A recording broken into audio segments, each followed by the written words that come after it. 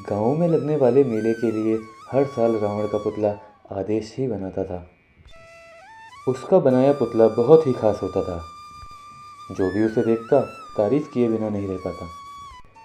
धीरे धीरे आदेश अपनी इस कलाकारी के लिए बहुत मशहूर हो गया। सिर्फ अपने गांव से ही नहीं, आसपास के कई गांवों से उसे रावण बनाने का ऑर्डर मिलने लगा। राम राम जी, आदेश भाई यहीं रहते हैं क्या? राम राम जी, मैं ही हूँ आदेश। हाँ कहिए। वाह भाई वाह, आपकी कला के बारे में जैसा सुना था वैसा ही पाया।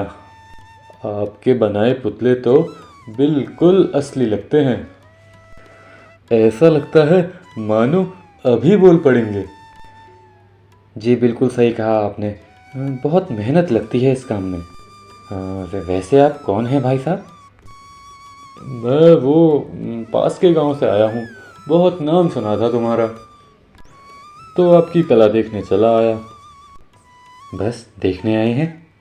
जी, आया तो देखने ही था, पर अब सोच रहा हूँ कि आपको पुतला बनाने का ऑर्डर दे ही दूँ। हाँ तो दीजिए ना। अब करी ना अपने पते की बात। आदेश के पास काम की कोई कमी नहीं थी। दशहरे के वक्त तो उसके पास सांस लेने की फुर्सत भी नहीं होती थी। हालत यह थी कि दशहरे से कई महीनों पहले से वो पुतले बनाने में लग जाता था।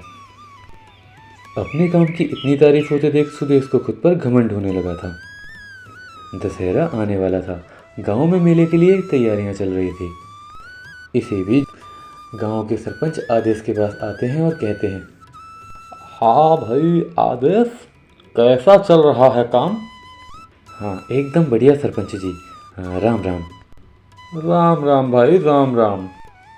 इससे मिलो, ये है मेरा चचेरा भाई रवि। कल ही शहर से आया है अपने परिवार के साथ। इस बार दशहरा हमारे साथ ही मनाएगा। ये भी तुम्हारी तरह पुतले बनाने का काम करता है। शहर में बड़ा नाम है इसका, जैसे यहाँ तुम्हारा नाम है। राम राम आदेश भाई, बड़ा अच्छा लगा आपसे मिलकर। राम राम जी राम राम। अच्छा तो आप भी पुतले बनाते हैं? हाँ सरपंच जी, आपके भाई हैं तो कुछ नहीं कहूँगा, वरना ये शहर वाले क्या जाने अपनी संस्कृति के बारे में। मेला और मेले की रौनक तो हम गांव वाले ही जानते हैं। इनका काम भी अच्छा होगा, पर मेरी बात तो अलग है भाई। अरे ये आप कैसी बातें कर रहे हैं? शहर वाले हैं तो क्या हुआ, हम भी अपनी संस्कृति से जुड़े हुए हैं। हर तीज त्योहार हम भी बहुत अच्छे तरीके से मनाते हैं। और रही बात रावण के पुतले की, तो उसे तो चलना ही है।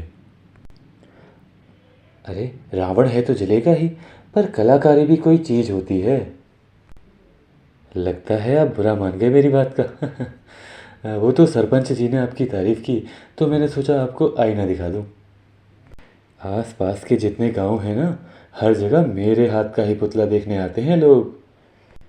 दूर दूर तक नाम है मेरा, और शर्त लगा सकता हूँ कि मेरे जैसा रावण का पुतला तो कोई बना ही नहीं सकता।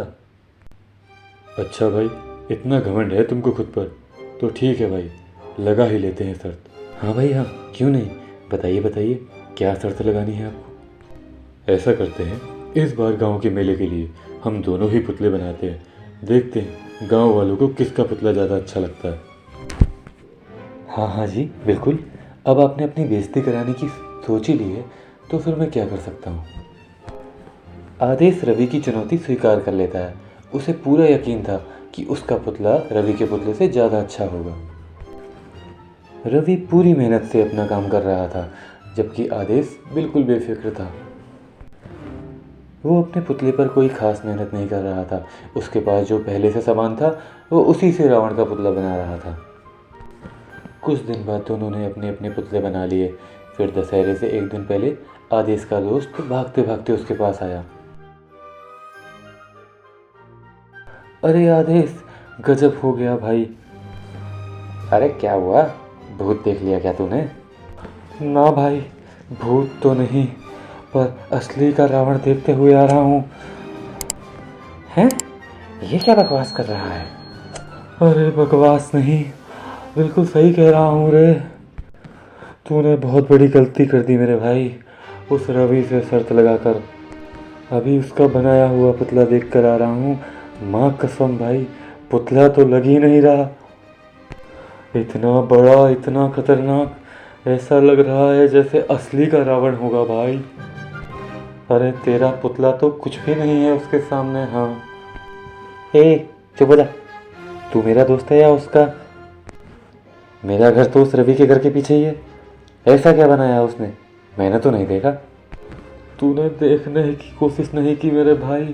पूरे गांव में उसके पुतले के चर्चे हैं।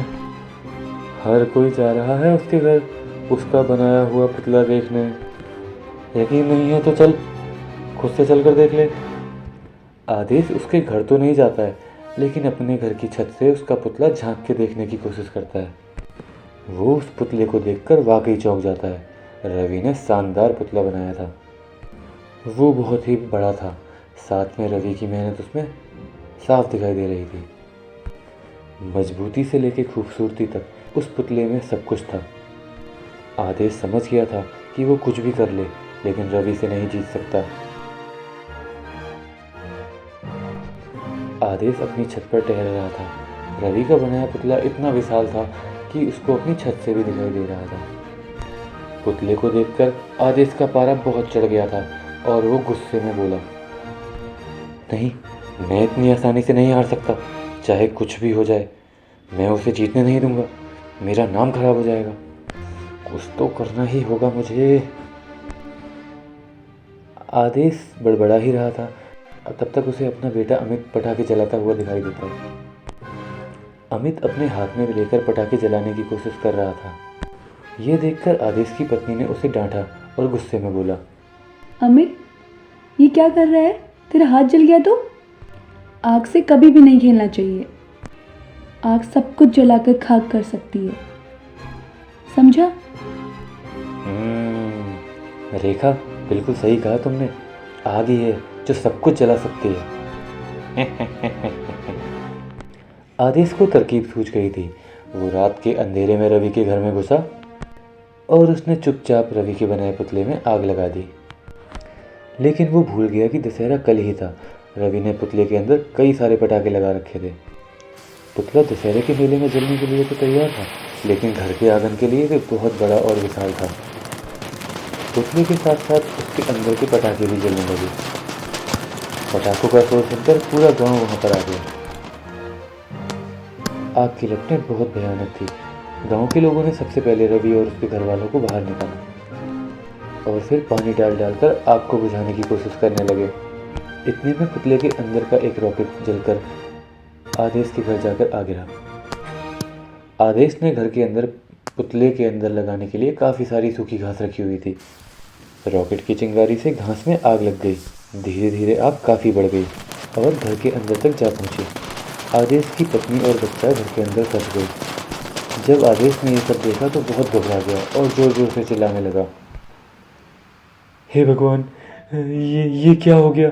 ये क्या हो गया? मेरे घर में आग लग गई। मेरी बीवी, मेरा बच्चा, कहाँ है वो?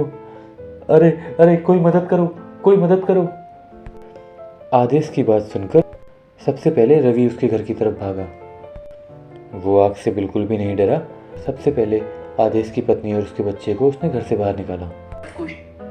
गांव के बाकी लोग भी वहां पहुंच गए थे। सब कोशिश कर रहे थे पर आग बढ़ती ही जा रही थी। ये देखकर रवि ने हाथ जोड़कर भगवान से प्रार्थना की, हे भगवान, ऐसा मत कीजिए। मेरे बनाए पुतले की वजह से ही ये सब हो रहा है। ये सब मेरी ही गलती है। मुझे अपनी कला पर घमंड हो गया था शायद। मुझे मेरी गलती समझ में आ गई है भगवान।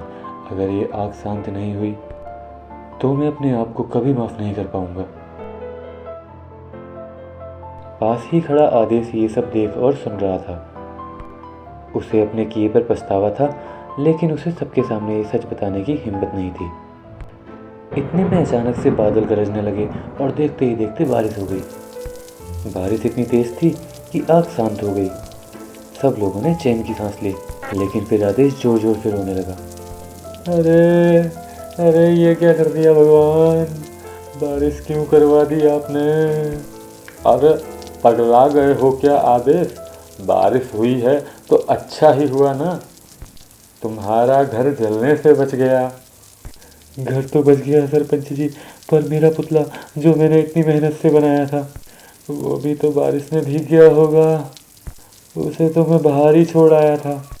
कल ही तो दशहरा है, अब आप ही बताओ इतनी जल्दी नया पुतला कैसे बनेगा। आदेश की बात सुनकर रवि उसके पास गया और उसके कंधे पर हाथ रखकर बोला, कोई बात नहीं आदेश, शायद हम दोनों ने अपनी कला का अपमान किया था आपस में शर्त लगाकर, इसीलिए हम दोनों के पुतले नहीं बचे।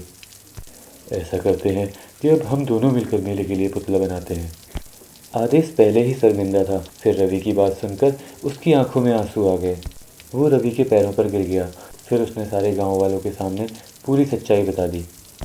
गांव के लोग उस पर नाराज़ होने लगे, लेकिन रवि ने सबको समझाया, इसमें जितनी आदेश भाई की गलती है उतनी मेरी भी गलती है। देखो सुबह होने भी वाली है। अच्छी बात तो यह है कि दशहरे के साथ साथ हम दोनों का घमंड भी जल गया और आदेश भाई के पुतले के साथ हमारे दिल का मैल भी धुल गया। अब चलो आदेश भाई, ऐसे खड़े रहने से काम नहीं चलेगा। शाम तक नया रावण का पुतला भी तो बनाना है। फिर उसके बाद आदेश और रवि मिलकर एक अच्छा सा पुतला बनाते हैं और दशहरे के मेले में जब उनका पुतला लगता है तो पूरे गांव वालों को पुतला बहुत ज़्यादा पसंद आता है। Happy Dussehra to all.